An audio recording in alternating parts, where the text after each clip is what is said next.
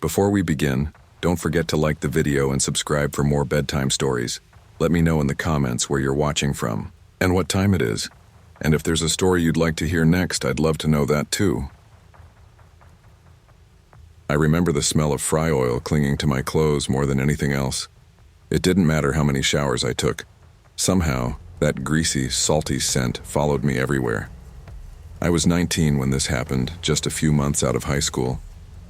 I was taking classes at a small community college near Rosedale, a quiet, middle-of-nowhere town in Oregon. My parents lived about 15 minutes outside of it, tucked down an old road lined with Douglas firs. I didn't have much of a social life back then. Most of my days were school, work, and home. The McDonald's I worked at sat right off Highway 32, next to a rundown Shell station and a liquor store that always looked like it was one storm away from collapsing. It was open 24 hours, but after 11 p.m., the only people we'd see were long-haul truckers or the occasional drunk trying to sober up with fries. I was used to the routine. Clock in around 3, take orders, deal with the same, 5 people asking for extra ketchup, and then clock out at 11. It wasn't a bad job, really, just repetitive. But something started to change after my first few months. It began with that car. The first time I noticed it, I was tossing my apron into the passenger seat of my old Ford Focus. The parking lot was nearly empty, just a couple of employee cars, one customer who had gone through drive-through, and then this one old silver sedan parked in the far corner, engine running. Its headlights stayed on, cutting through the fog. I couldn't see inside. The windows were tinted darker than they should have been. I figured maybe it was someone waiting for a friend or on a phone call. No big deal. But then it was there again the next night. And the next. Always in that same spot. Engine idling. Lights on. I remember asking one of my coworkers, Ellie, about it while we were wiping down the counter. "Hey, you ever notice that car that just sits out there at night?" I asked, nodding toward the lot. She glanced through the window, squinting. "Which one?" "The silver one. Same spot. Always running." She shrugged. "Probably someone waiting on a shift change or something. There's a guy from the truck stop who naps in his car sometimes." That explanation made sense for about a week. One night I got off a little early, around 10:45. The car was already there, still running. I sat in my own car, scrolling through my phone, trying not to stare, but every few seconds my eyes went back to those glowing headlights. After 5 minutes, I turned the ignition and started to drive off. And then, in my rearview mirror, I saw the headlights move too. I tried to brush it off at first. Maybe the guy just lived the same direction. But when he followed me through every single turn, past the gas station, over the narrow bridge, around that last bend near the woods, I started to feel my stomach twist. 2 streets from my house, the sedan suddenly turned off. No signal. Just a sharp left into the dark. That should have been a relief. But it wasn't. Because it happened again and again. Every shift I worked after that, the same thing. I'd leave, the car would follow, then turn off before my neighborhood. I told myself it was a coincidence, but it didn't feel like one. A week later, things got worse. That night I came out just before 11. The lot was empty except for my Focus and that damn sedan. But this time, it wasn't sitting off in the corner. It was parked right next to mine. My hands went cold when I saw it. I slowed my walk without even realizing it. I tried not to look, but I could feel it. The engine was running. The faint vibration in the air, the low hum. Someone was in there, watching. I forced myself to move. I unlocked my car, slid in, locked the doors, and started the engine. The moment I put it in drive, the sedan's headlights flicked on bright. It rolled out of the space right after me. "Shit," I muttered under my breath. The whole drive home, I kept glancing at my mirror. The car stayed 2 lengths behind. No closer, no farther, just there. When I turned onto my road, I decided not to pull into our driveway. I didn't want whoever it was to know exactly where I lived. So I parked on the curb, threw it in park, and sprinted for the door. My parents were in the living room, half asleep with the TV on low. Dad, I gasped. There's someone following me. He was up in seconds, grabbing his jacket. What do you mean, following you? There's this car. It's been at work every night. They followed me here. They're outside right now. He didn't even hesitate. Walked straight to the front door, swung it open, and stepped onto the porch. I peeked through the curtain. The sedan sat across the street, idling. My dad started walking toward it. Halfway down the driveway, the car suddenly reversed. Hard, tires squealing, and then it sped down the road, disappearing into the dark. The next few days, I didn't sleep. Well, every set of headlights outside made my heart jump. When I went back to work that Friday, I told my manager, Laura, about it. That's really weird, she said, frowning. You want someone to walk you out tonight? Maybe, I said, but I think I'll be fine. That was around 6 p.m. By 10 o'clock, the lobby was empty. I was behind the counter wiping the soda machine when the front door chimed. A man walked in. He was maybe mid-40s, heavy-set, balding, with a patchy beard and dark circles under his eyes. He wore a dirty brown jacket and looked like he hadn't slept in days. I straightened up, forcing a customer service smile. Hey there. How's it going? What can I get for you tonight? He didn't answer right away, just stared at me with this blank, almost glassy look. Then he said in this slow, low voice, "Tell your dad he's a coward." I froze. What? He didn't repeat himself. He just turned, walked calmly to the door, and stepped back into the night. For a few seconds, I just stood there, my mouth open. Then I ran to the back. "Laura," I yelled. "That guy, the guy from the car, he was just here." "What are you talking about?" she said, dropping a basket of fries. I ran to the door with another coworker, Josh, and we looked out just in time to see the silver sedan pulling out of the lot. My hands were shaking. I couldn't breathe right. Laura called the police. I gave them every detail I could, but there wasn't much to go on. They said they'd send a patrol by that night. She told me to clock out and head home early. I didn't see the car on the way back. For the first time in weeks, the road behind me was empty. After that night, I took a couple weeks off work. When I finally went back, everything felt normal again. The parking lot was quiet. No car waiting. No strange man. Nothing. I tried to convince myself it was over.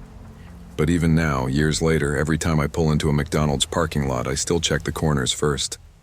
Because for a while there, I wasn't sure if that car wanted to watch me or take me. And the worst part, that man knew where I lived. I never thought something as simple as a breakfast stop could turn into one of the most unsettling experiences of my life. It was the summer of 2018, and my husband, Trevor, and I were driving from Arkansas to Nevada, taking the scenic route. We'd both taken 2 weeks off from work. He was a mechanic, and I worked at a dental clinic, and we figured we'd see a few national parks along the way. We didn't have a strict plan, just a list of places we wanted to check out and a lot of open road ahead. That particular morning, we left a small motel in Rose Lake, Oklahoma before sunrise. It was one of those quiet, single-floor motels where the front office smelled faintly like burnt coffee and lemon cleaner. The woman at the counter barely looked up when we handed her the room key. Trevor yawned as we loaded our suitcases back into the car. "Man, I need coffee before we hit the road," he said. I laughed.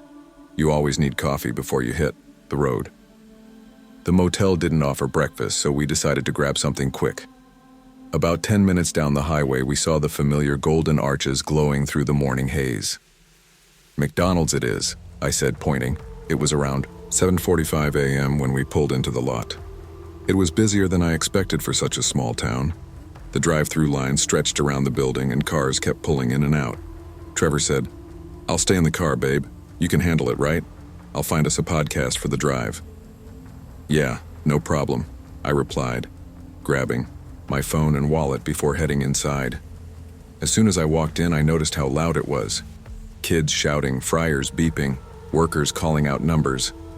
The air smelled like hash browns and coffee. I got in line behind a guy in a red flannel who was arguing about his order, and I could feel the humidity from all the people packed inside. When it was finally my turn, the cashier, a teenage girl with tired eyes, smiled weakly. "Good morning. What can I get for you?" "2 sausage McMuffins, 2 hash browns, and 2 coffees, please." She nodded, punched it in, and handed me a receipt. "That'll be about 5 minutes." I moved off to the side near the pickup counter. That's when I noticed him. He was standing across the dining area near the window, early 40s maybe. Tall, pale, wearing a faded brown jacket even though it was already warm outside. His hair looked greasy, like he hadn't showered in days. At first glance, nothing unusual, but his expression made me freeze. He was staring directly at me.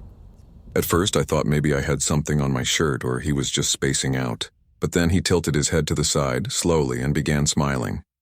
It wasn't a friendly smile. It was this forced, wide, unnatural grin that didn't reach his eyes. I looked away, pretending to scroll on my phone. When I looked back, he was still staring. Only now the smile had dropped into this blank, cold stare. Then he started alternating between expressions, smiling, frowning, going blank, then smiling again. I felt a chill crawl up my arms. "Order 273. Someone yelled from behind the counter. I turned quickly, hoping it was mine, but it wasn't. When I looked back, the man had moved. He was closer now, maybe 15 or 20 feet away, pretending to look at the menu on the wall. My pulse started picking up. Finally, they called my number. I grabbed the bag and my 2 coffees and, without making eye contact with anyone, walked straight out the door. "Geez, took you long enough?" Trevor joked as I climbed back into the car. "It was packed in there," I said, trying to sound casual. He started the car, pulling onto the road. "You okay?" "You look weird." "There was this guy inside," I said slowly. He kept staring at me. I don't know. Maybe he was just off his meds or something. But he was making these faces. Trevor smirked. "You sure it wasn't just some local creeper trying to flirt?" "Trust me, it wasn't that." We laughed it off after that. It seemed silly to make a big deal out of it. We drove most of the day, stopping occasionally for gas or to stretch our legs. Every few hours, Trevor would play some classic rock or podcasts about weird roadside attractions. It felt normal again. By the time we crossed into New Mexico, the sun had started to set. The sky glowed a deep orange over the mesas. We were tired and decided to stop in a small town called Willow Bend, the kind of town with 1 gas station, 2 diners, and a single rundown motel that had a flickering neon sign reading "Vacancy." The man at the front desk was an older guy, wearing a Denver Broncos cap and watching a tiny TV behind the counter. "Need a room?" he asked without looking up. "Yeah, just for the night," Trevor said. "That'll be $68. Room 12, around the back." We parked in front of the door, grabbed our things, and went inside. The room was small, smelled faintly of cigarette smoke even though it said non-smoking. 1 queen bed, beige curtains, and old box TV. Trevor flopped down on the bed and sighed. I could sleep for a week. I laughed and walked to the window. The parking lot outside was half empty except for a few dusty pickups and a white van parked across from our room. The night air was still and quiet except for the hum of the neon sign outside. And then I saw him, standing near the van. It was the same man from McDonald's. He was just walking slowly through the lot, looking around like he was trying to find someone. My stomach dropped. I whispered, "Trevor, get up." He sat up, confused. "What's wrong?" "Look," I said, pointing through the curtain. He got up, squinting. "Who the hell is that?" When the man turned his head toward our window, he froze, and then that same awful grin spread across his face. "Holy shit," Trevor muttered. "Do you think he followed us?" I asked. "Babe, we've been driving all day. That's impossible." But I couldn't stop shaking. "We were nearly 400 miles from that McDonald's," Trevor said. "Maybe he's just passing through. Could be a coincidence." I didn't believe it. We watched for another minute, but the man eventually walked out of sight behind the motel office. We locked the door, double-checked the windows, and tried to distract ourselves by watching TV. It was around 11:30 p.m. when we finally turned the lights off. Somewhere around 2 a.m., a knock echoed through the room. Knock, knock, knock. Trevor jolted awake. What the hell? We both froze. The knocks came again, slow, steady, deliberate. Who is it? Trevor called out, no response. He got up quietly and looked through the peephole. His voice dropped to a whisper. It's him. My heart stopped. Trevor whispered. He's just standing there. We didn't move. We didn't breathe. The man didn't say a word. He just stood there staring at the door. After maybe 30 seconds, he turned slowly and walked away down the corridor. We didn't sleep after that. I sat on the edge of the bed until the first light of morning crept through the curtain. When we finally stepped outside, the parking lot was empty, the van was gone. We left without even checking out, just dropped the key on the counter and got in the car. We didn't see him again for the rest of the trip. But for days afterward, every time we stopped somewhere new, every diner, every rest stop, I'd catch myself scanning the crowd, expecting to see that grin again. Trevor tried to joke about it later, saying maybe the guy was just some weird hitchhiker or a drifter who happened to pass through the same towns. But deep down, neither of us believed that. Sometimes I still think about it when I stop at McDonald's in the morning, about how that man's face looked under those buzzing fluorescent lights, like he'd already picked me out before I even noticed him. And I wonder if he's still out there waiting in some small-town McDonald's, smiling at the next stranger who happens to look his way. I've lived in a small apartment complex on the corner of Westfield Avenue and 9th Street for almost 3 years now. It's nothing fancy. 2 floors, faded beige paint, and an always broken buzzer system that management keeps promising to fix next month. But the rent's decent, and the best part is that right across the street, there's a McDonald's that's open 24 hours. That place has been my savior on more nights than I can count. I work from home as a freelance editor, and deadlines usually stretch into the late hours, so it's not uncommon for me to find myself craving a McDouble or a large Coke at 1 a.m. before collapsing into bed. I never thought something as harmless as a late-night burger run could make me genuinely afraid to walk out my front door again. It was early March, a Wednesday night. Rain had been falling since sunset, thin and cold, painting the street in that glossy reflection of neon from the McDonald's sign. I was finishing up some last-minute edits for a client when my stomach started growling like crazy. All right, fine, I muttered to myself, pushing my chair back. McDonald's it is.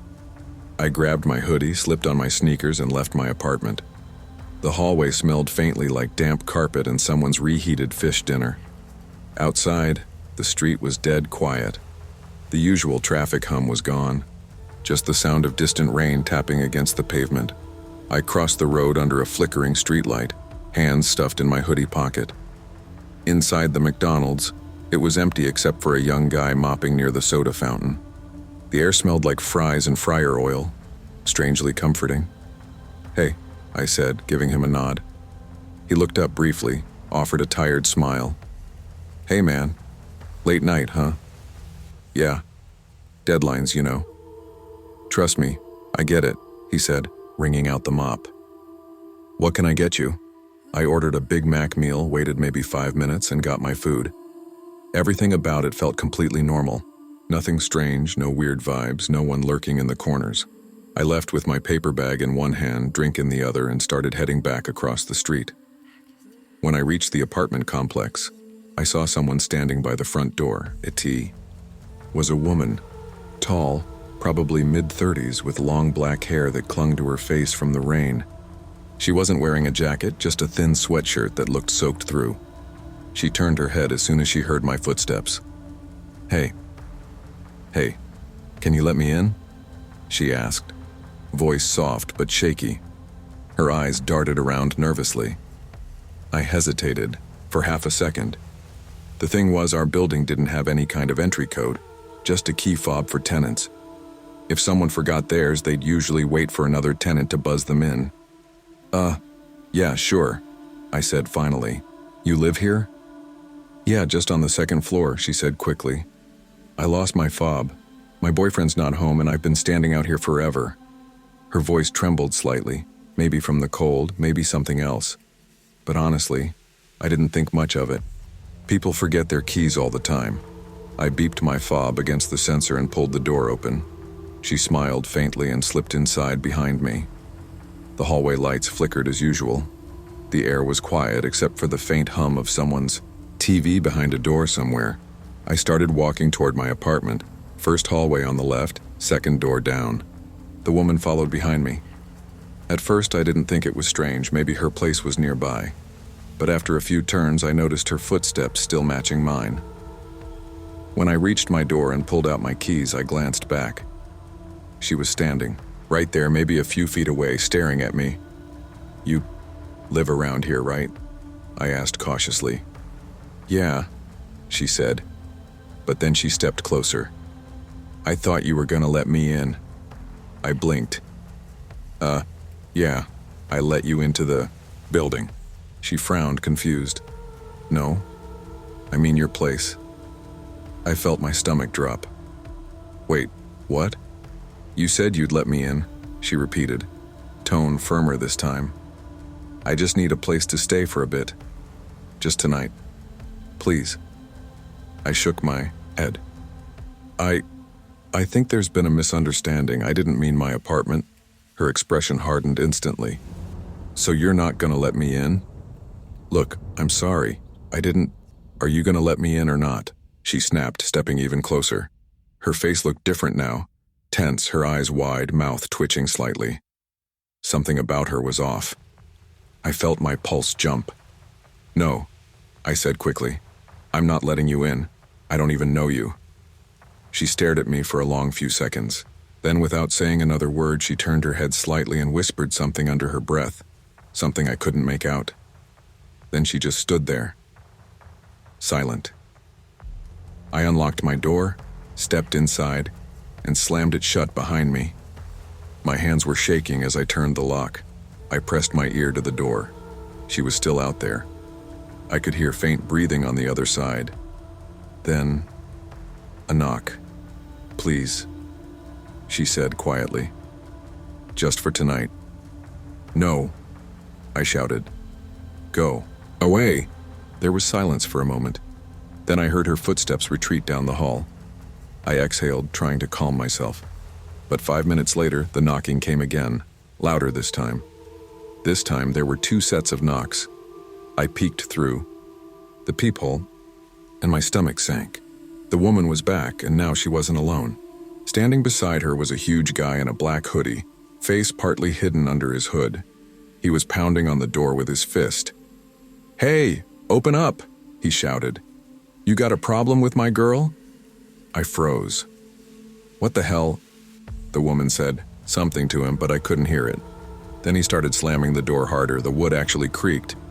"Open the damn door, man," he yelled again. "Don't make this harder than it needs to be." "Go away," I yelled back, voice trembling. "I'm calling the cops." That didn't stop them. The guy started cursing and banging even louder, while the woman stood just behind him, staring straight at the peephole. "Let's see how long your little door holds up," the guy said with a grin I could just barely make out through the peephole. My heart was racing.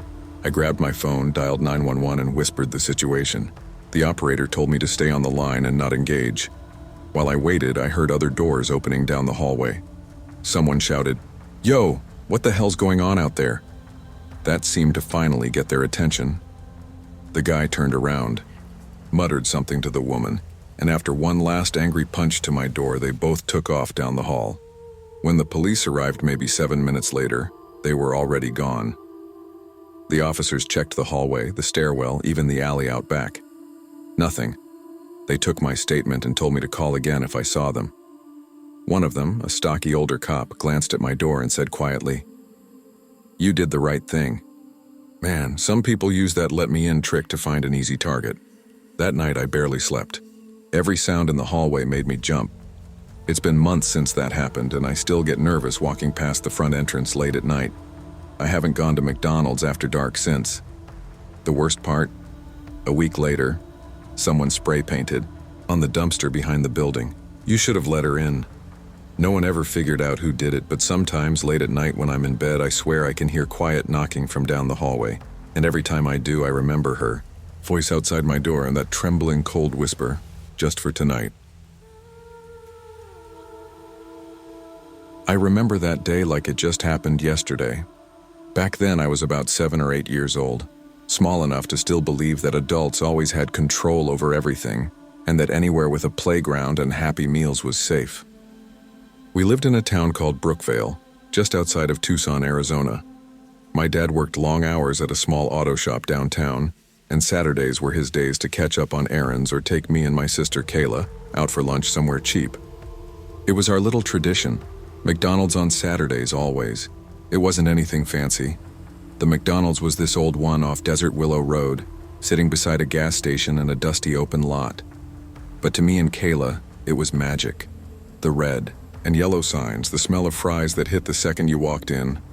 It was heaven. That day started off normal.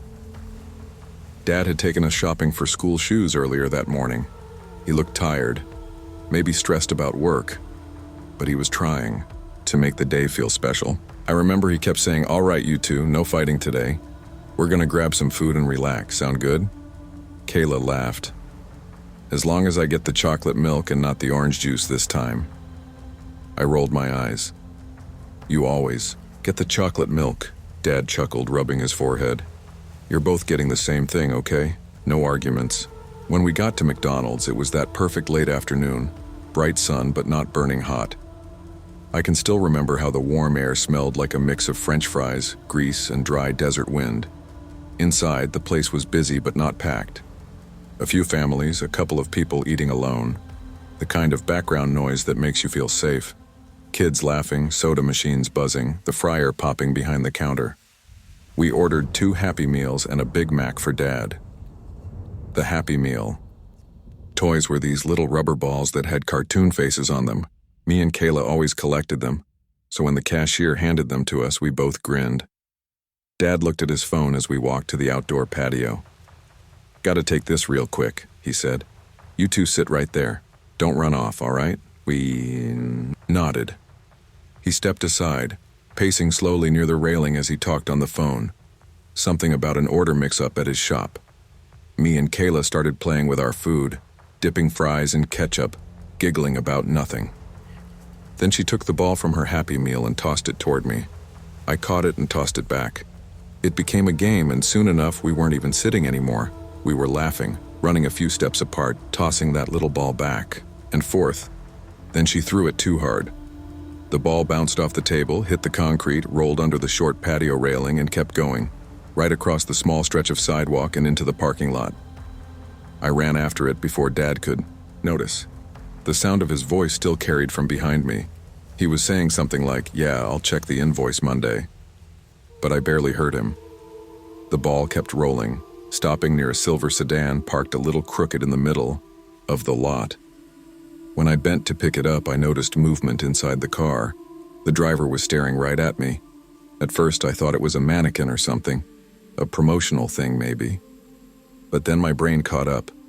It was a man dressed exactly like Ronald McDonald, the full thing. Red wig, white face paint, big painted smile. Except the makeup looked wrong, like it had been done by someone copying the look but not quite getting it right. The red paint around his mouth was smeared higher than it should have been, and the white on his cheeks was cracked, like he'd been wearing it all day in the heat. He didn't move, just stared. The longer I looked, the more wrong it felt. His eyes weren't cartoonish or silly like the real mascot. They were cold, fixed on me like he was waiting for me to do something. I froze. My hands felt cold even though it was warm outside. I remember whispering, hi?" He didn't blink. He didn't wave. Just kept staring. Then his mouth twitched, not into a smile, but something else. Something that made my stomach drop. Grabbed the ball and ran back to the patio, my heart pounding. Kayla was eating her fries when I got back. "Where'd you go?" she asked. "There's a guy in that car," I said quickly. "He's dressed like Ronald McDonald." She squinted. "What, like the clown?"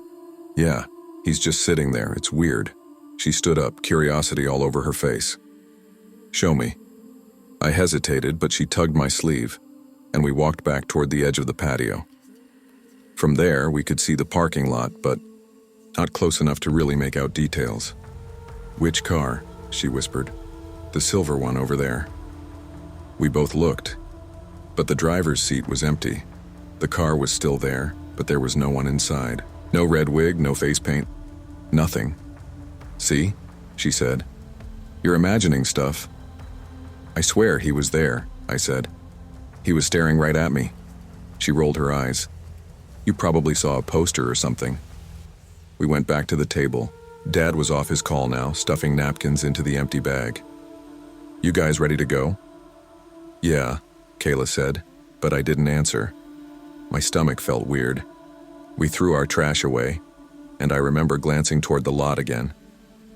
The silver car was still there, parked crooked. When Dad led us toward our car, we had to walk right past it. As we got closer, I looked inside again, empty. Maybe I had imagined it. But when Dad started the engine and we began pulling out of the parking lot, Kayla leaned forward suddenly. "Oh my God," she said. "What?" Dad asked. "The clown. Look." I turned. The same man, the one dressed like Ronald McDonald, was now sitting in the back seat of that same silver car. Only this time, he was pressed up against the window, his painted face turned directly toward us. He wasn't smiling. His head was tilted slightly, eyes wide open, watching our car roll past. Dad didn't see him. He was focused on the road, but me and Kayla both ducked down in our seats, hearts racing. "What's going on back there?" Dad asked, glancing in the mirror. "Nothing," we both said at once. He laughed. "You two are acting weird. No more sugar for you today." I wanted to tell him again, but the words stuck. What was I supposed to say? There's a fake Ronald McDonald in the car behind us? When I looked back again, the silver car was still in the lot, but this time, the clown wasn't looking at us anymore. He was sitting still, his head turned toward the McDonald's building, like he was waiting for someone else. We didn't talk much on the way home. That night, as I was brushing my teeth, Kayla came into the bathroom and whispered, "You saw him too, right?" I nodded. "Do you think he works there?" she asked. "No," I said. "He didn't look like he was working. He looked like he was waiting." She didn't say anything after that. Years later, I still remember his face, how the red paint looked like it had been melting, the way his eyes followed me even after I turned away. Sometimes I think about how that car was parked crooked, halfway between spaces, like he'd just pulled in fast. And sometimes I wonder if anyone else saw him that day, or if we were the only ones who did. I've worked a lot of different jobs in my life, and warehouse gigs, retail, even a few short stints in restaurants. But for about a year, I managed a McDonald's in a small town outside Columbus, Ohio. It wasn't glamorous, but it paid the bills and gave me some decent management experience. Most nights were just greasy floors, broken ice cream machines, and customers arguing over a missing ketchup packet. But one night, one ordinary Wednesday night, something happened that still sticks with me like the smell of fryer oil in my clothes. That evening started like any other. It was around 6:30, the dinner rush was kicking in, and we were already short-staffed. Half our crew had called out that week. Sick, family stuff, car trouble, you name it. So, I was doing a bit of everything. Running the front counter, handling the drive-through headset, and occasionally hopping on grill when things got messy. I remember that night vividly. The air smelled of burnt oil and fries. The floor near the soda machine was sticky, and the soft hum of the milkshake machine filled the background. One of my crew members, a young girl named Tessa, was working front counter. She was polite, shy, but she knew how to keep calm even when customers weren't exactly nice. It was around 7 when I heard her call my name from the front. Kyle, can you come here, please? She said nervously. Her tone had that tight edge that managers recognize instantly, the I'm about to cry or punch someone tone. I stepped out from the back, wiping my hands on my apron, and saw the guy she was dealing with. Mid-40s maybe, heavy build, wearing a camo jacket that looked like it hadn't been washed in weeks. He had this red, sweaty face like he'd been drinking or yelling a lot already. He looked right at me when I walked up. "You the manager?" he barked. "Yeah, that's me," I said evenly. "What seems to be the problem, sir?" He held up a red fry box, the kind we use for large fries, and slammed it on the counter. "These fries are stone cold. You people don't know how to do your damn job." I looked at Tessa. She was biting her lip. "Sir, I can replace them right away. We can get you a fresh batch, no problem." "No," he cut in, pointing at her. "That little girl's got an attitude." I told her my fries were cold and she just stared at me like an idiot. Tessa's eyes went wide. "Sir, I was just asking if you wanted a refund or new fries." He slammed his hand on the counter. "You calling me a liar?" At that point, other customers started to stare. One older lady by the soda fountain froze mid-fill, and a group of teenagers near the register went quiet. I could feel my patience thinning. "All right, sir," I said, trying to keep it calm but firm. "We're not going to talk to my employees like that. You can get a fresh order of fries or I can refund you, but you cannot insult or swear at my staff." He leaned in close enough that I could smell the alcohol on his breath. "Don't tell me what the hell I can do. You don't know who you're talking to." That's when I snapped a little. "Okay, you need to leave. Right now. This conversation's over." He blinked, then smirked. "You think you can kick me out for cold fries?" "Yes," I said flatly. "If you don't walk out on your own, I'll call the police." He stared at me, shaking his head, muttering something under his breath, then finally turned and walked out, but not before saying, "You'll regret that, tough guy." The moment the door shut, I exhaled. The restaurant was dead silent for a few seconds. Then, one of the drive-thru guys, Leon, muttered, "Man, people get crazy over fries." We all kind of laughed it off, but there was this tension in the air. That kind of confrontation always leaves a weird taste in your mouth. I comped Tessa a free meal and told her to take a break. She was shaken, and honestly, so was I. By 9, the dinner rush had died down. The sky outside had turned that purplish shade that hits right before full darkness. The parking lot lights flickered on, humming faintly. Inside, it was quiet except for the soft crackle of the fryers and the low drone of country music from the speakers. I was catching up on paperwork in the back when I remembered the trash needed to go out, so I grabbed a few bags, pushed through the heavy back door and stepped out into the night. The air was cool and damp. The dumpsters were maybe 30 feet away, sitting near the edge of the lot where a thin line of trees separated our property from an empty field. I tossed the bags in, wiped my hands on my apron, and that's when I saw it. Someone was standing near the trees. At first, I thought it was just a shadow, but then it moved. A man, standing half in darkness, watching. My stomach dropped instantly. The faint glow from the lot's light pole caught part of his jacket. Camo, the same one from earlier. He took a few steps forward. I froze. He didn't say anything, just stared, like he was sizing me up. My brain kicked in and I turned back toward the door, walking fast but trying not to run. The metal door slammed behind me, automatically locking. I leaned against it, heart pounding. "No way," I muttered. Leon, who was sweeping near the back, looked up. "What's up?" "That guy's out there. The fry dude. He's standing by the dumpsters." Leon frowned. "For real? Man, he's still mad over fries." I checked the monitor near the drive-thru window. It showed the back camera. You could barely see movement, but he was there, pacing. 10 minutes later, I heard loud banging from outside, like metal slamming. I walked to the back again and peeked through the door's small window. The guy was tearing through our trash. He had pulled the bags out of the dumpsters, spreading them all over the pavement. He was talking to himself, or maybe yelling at nobody. I took a breath, then pushed open the door. "Hey, you need to leave right now." He turned, holding a ripped bag in his hand. "You called the cops on me earlier, huh?" "I didn't yet," I said, "but I will if you don't get out of here." He laughed, a deep, ugly laugh.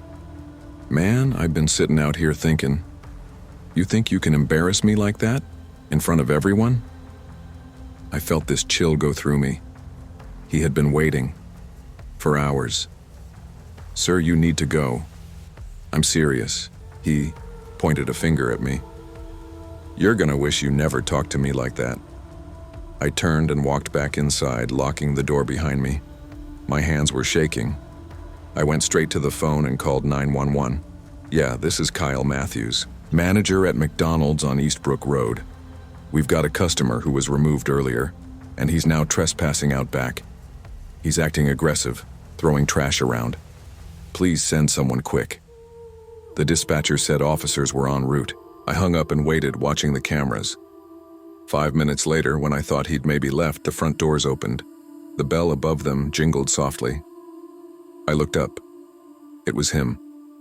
He walked right through the front doors like he owned the place, calm, deliberate. Every customer in the lobby froze. He walked straight up to the counter where I stood, eyes locked on me. "You called the cops," he said. Not a question. Just flat, cold. I swallowed hard. "They're on their way right now. You need to step outside." He tilted his head. "You ain't gonna tell me what to do." I didn't move. For a few seconds, it was just silence. The air felt heavy like static before a storm.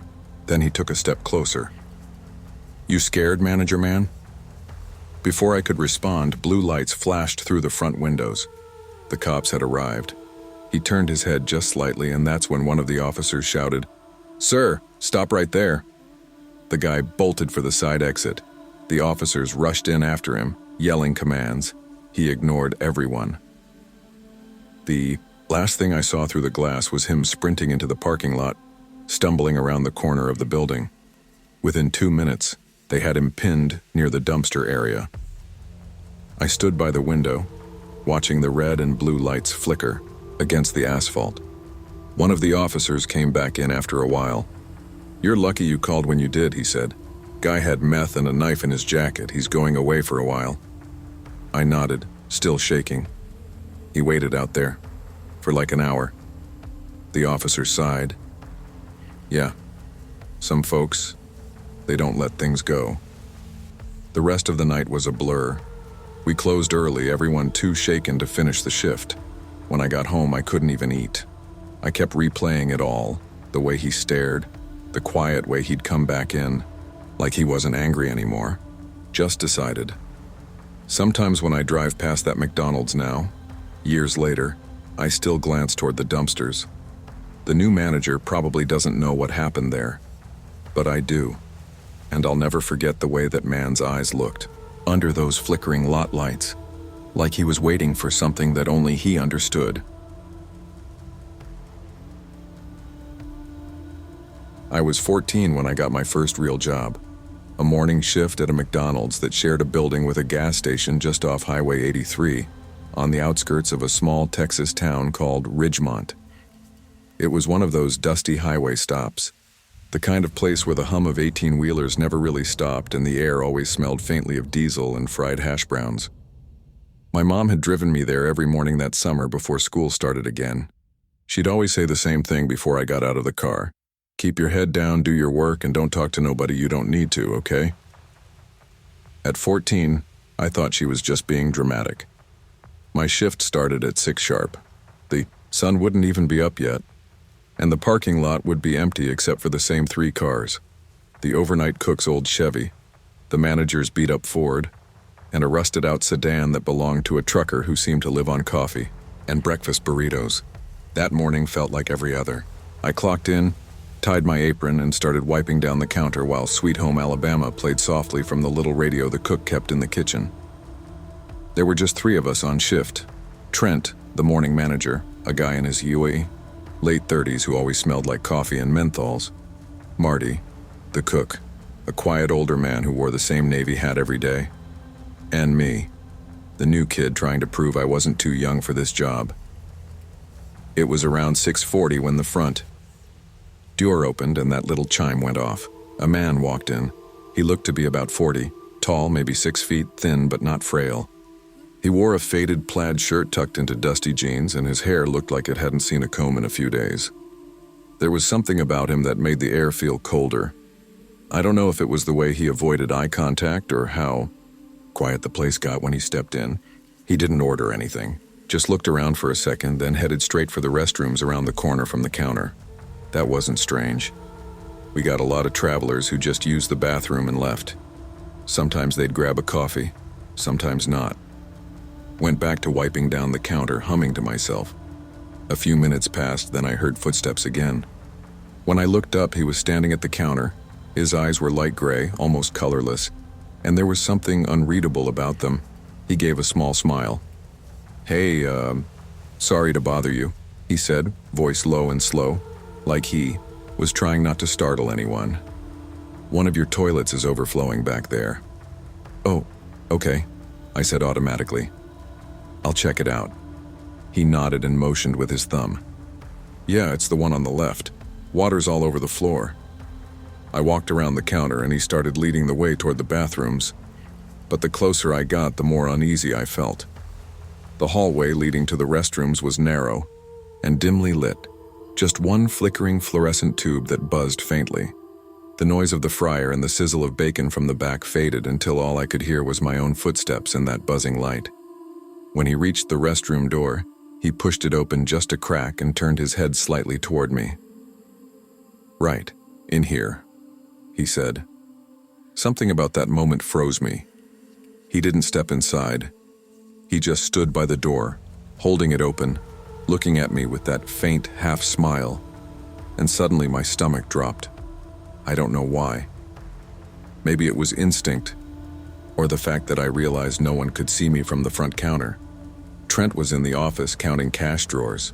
Marty was in the kitchen, radio blaring.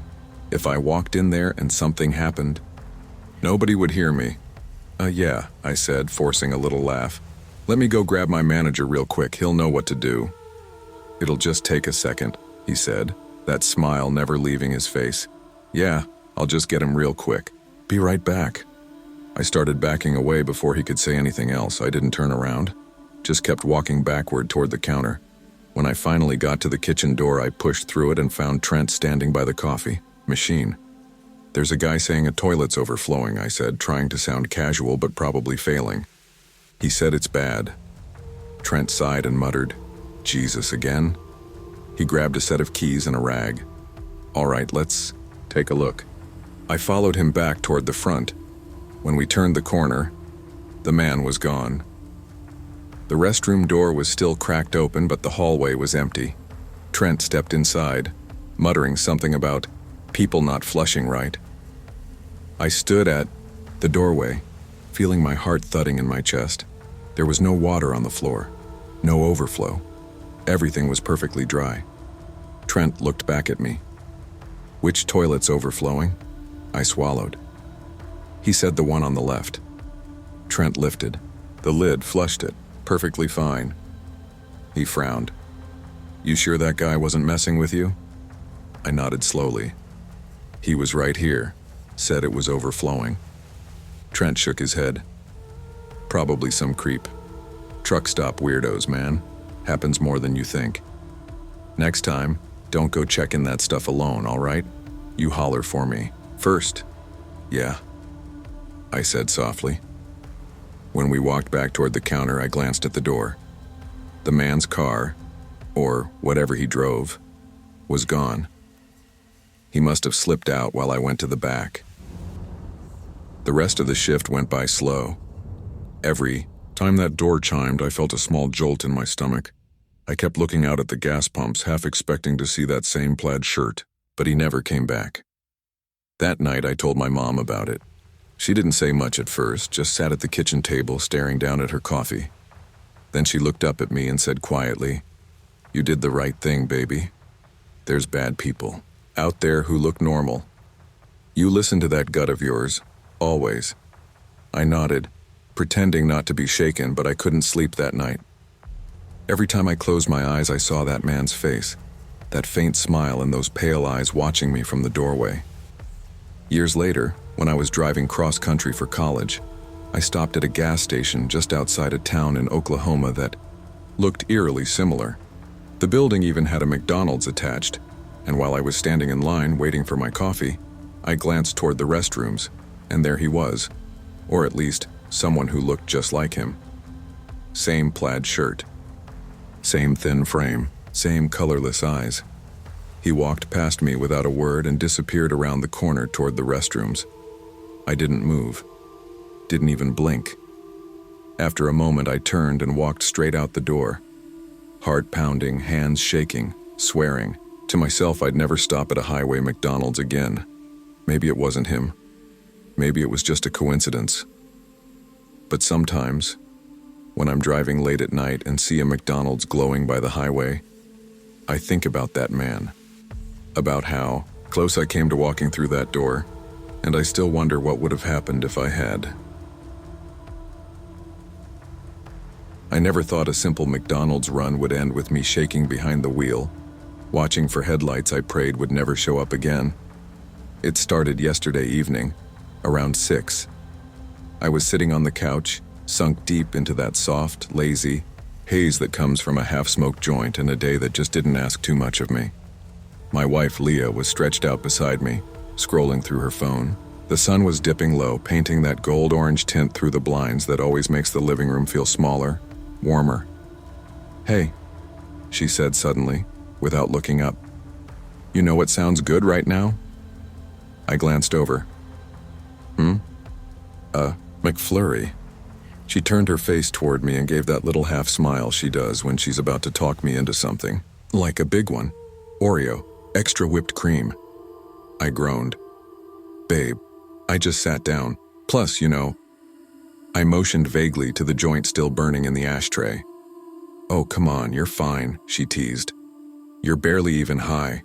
You drove to Taco Bell last week." "That was a whole different vibe," I muttered, but she leaned her head on my shoulder, all soft and convincing. "Please, Ryder, just a quick drive. I'll even pay." She said it like it was some kind of bribe, but she already knew she had me. I sighed, grabbed my keys off the counter, and said, "All right, fine, you owe me fries." She laughed, grabbed her sweatshirt, and we stepped out into the evening chill. Now my car, it's kind of a character of its own. A boxy green hatchback with way too many stickers. Most are random, old band logos, gaming icons, a faded, support, local artists. But the ones that always get attention are two right on the back bumper. One says Mr. and Mrs. in cursive, and the other says, "Sorry I missed church, I was practicing witchcraft and becoming a lesbian." That sticker's gotten me plenty of looks. Mostly laughs, a few middle fingers.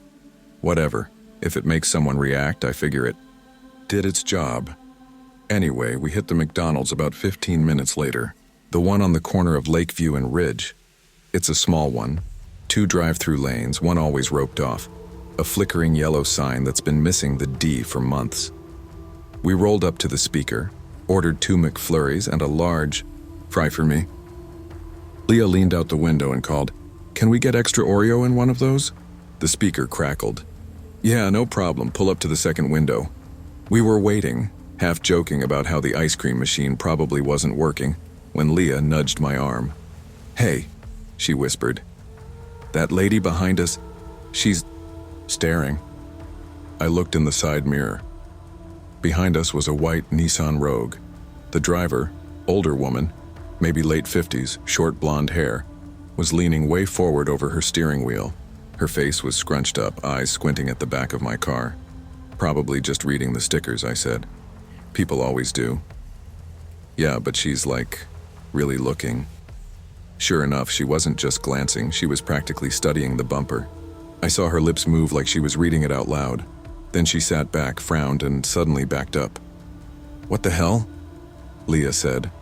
The car reversed a few feet, then pulled out of the drive-through lane entirely. I figured she got tired of waiting, but instead of leaving, she crept along the side of the building, slow enough that we could feel her eyes on us again. "Okay, that's weird," I muttered. She turned into one of the parking spots facing the drive-through.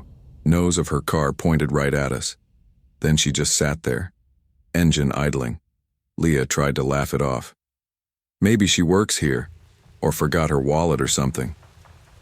Yeah, I said, though even as I spoke, something about the way she kept her headlights on didn't feel right. We got our order and waited a bit, longer than usual. The McDonald's was short-staffed as usual. Leah was scrolling TikTok while I watched. The woman in the mirror. 20 minutes passed, still there, still idling. All right, I said finally, trying to sound casual. Let's get out of here. Leah grabbed the ice cream. You think she's still... The moment I pulled forward, the Nissan lit up, headlights bright as hell, and rolled into reverse. Leah froze. No way. She's just leaving too, I said automatically, though my hands tightened on the wheel. We turned right out of the parking lot. She turned right too. Leah's voice rose. Ryder, she's following us. My stomach dropped. I checked the rear view. Yep, same white car, same distance behind. Okay, relax, I said. We'll take the next left. She'll go straight. I turned down Elm Street, quiet residential area lined with houses and trees. She followed. What? Though now Leah was gripping her McFlurry like a weapon. Why is she still behind us? I don't know, I said. Maybe she lives around here. But as soon as I sped up, so did she. She wasn't just following, she was matching me move for move. The road curved, and when I hit the stoplight, she stopped right behind me, close enough that I could see her through the rear window. Her expression was blank. No phone in her hand. No reason to be that close. Leah whispered, She's looking right at you. The light turned green, and I hit the gas. I cut down a side street, then another. She followed both turns perfectly. That's when the panic really set in. My heart was pounding so hard it hurt. All right, screw this, I said. We're not going home, not with her behind us. We sped toward downtown. Cars and streetlights started to blur past, my hands slick on the wheel. Leah kept looking back, her voice shaking. She's still there. Ryder, she's still there. I tried to think. There's a police station on Broad Street. If she's still behind us when we hit Main, we're going straight there. We reached Main. I took a right. She took a right. Leah's breathing turned shallow. Why is she doing this? I didn't answer because I didn't know. Maybe the sticker ticked her off. Maybe she thought we were someone else. But in that moment, all logic was gone. All I knew was that an older woman in a white car had decided to follow us for nearly 10 minutes through 3 neighborhoods. I hit another red light. For a split second, she was stuck behind another car. I floored it as soon as it turned green. I cut across a lane, veered down a narrow road between a laundromat and an old auto shop, then took 2 quick turns, left, then right, and pulled into a random driveway behind a line of trees. We killed the lights. The world went quiet except for our breathing and the faint hum of the engine cooling down. For a full minute, we didn't speak. Then Leah whispered, "You think she saw us?" I peeked through the mirror. The street was empty. Another 5 minutes passed. Nothing. Finally, Leah let out a shaky laugh. What the hell just happened? I don't know, I said softly. But we're never coming to that McDonald's again. We sat there another 10 minutes before driving home the long way, avoiding the main road, avoiding anything that even looked like a white SUV.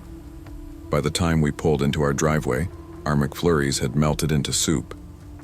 Leah looked down at hers and said quietly, "You think she was just mad about the sticker?" I shrugged, staring out at the dark street. Maybe. Or maybe she was just looking for someone to scare. We never figured it out. But I swear, every time I pass a white Nissan now, my hands go cold. Because that woman, whoever she was, wasn't just staring. She was waiting.